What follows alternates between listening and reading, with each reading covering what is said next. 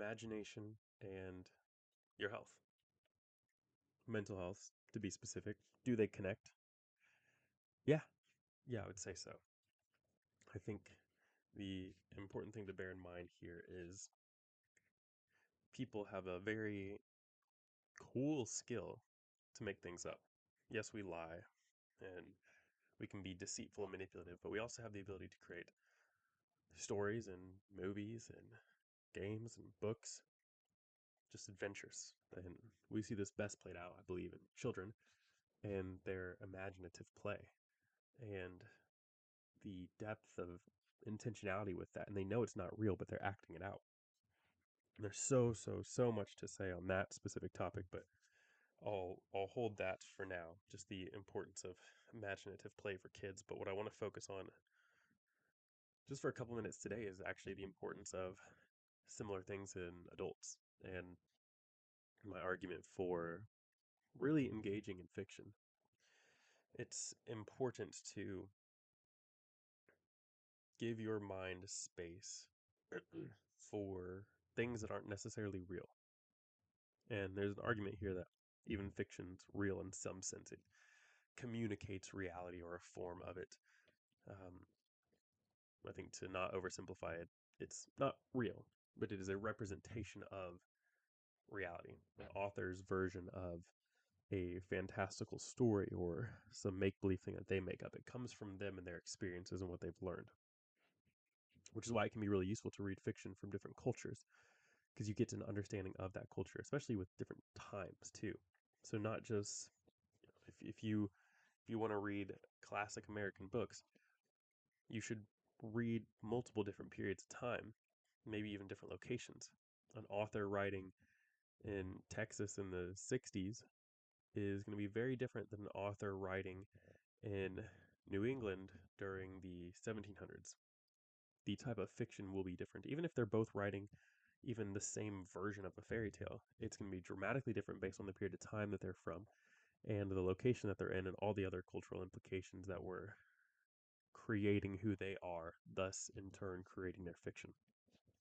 So I would make an argument that the most well-read people are people who have read fiction because it's a form.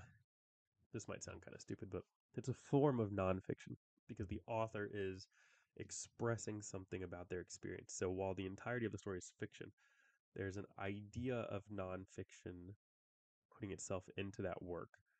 So this idea of creative expression and trying to use imagination to tell a story. It's really important, and the human capacity for storytelling is pretty deep. The pre-writing era of human history, where we communicated through story, even through rudimentary images, but the ability to tell a story has been kind of the I don't know main importance of communication over time. We enjoy good storytellers, people who can captivate an audience, people who can just engage with anyone they're talking to, and that person is wrapped up with this speaker. It's because they're telling a story that is engaging, even if these stories are very small, even if it's a minute long, or it's someone listening to a 30-hour lecture series that's a continuative narrative. We get drawn in. This is why audio dramas can work so well. Audiobooks with good speakers. Now, obviously, the story has to be good for your engagement, but I would probably not be the only one who has stopped an audiobook because I did not like who was reading it. It's nothing personal. It's just that I couldn't get into the story because of how they were inviting me in through their storytelling form. And hopefully we can all think of someone in real life that we just feel like captivates us with their words and often tells a story very well. And we've all seen the person try to retell a joke and it just doesn't land. And it's because so much of comedy is timing and how you say the thing and just all this that comes into a story. So my really quick and simple of all of this is it's important to engage in fiction. It's important to be drawn into a different world of understanding because it's a way to disconnect from reality.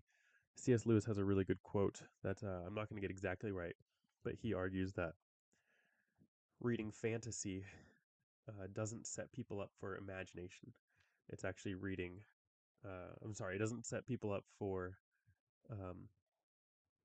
their hopes to be crushed, but nonfiction does. And his example is a child who spends his childhood reading about the woods in a very nonfiction way. I'm studying trees. I'm studying what people do to trees, what we use trees for.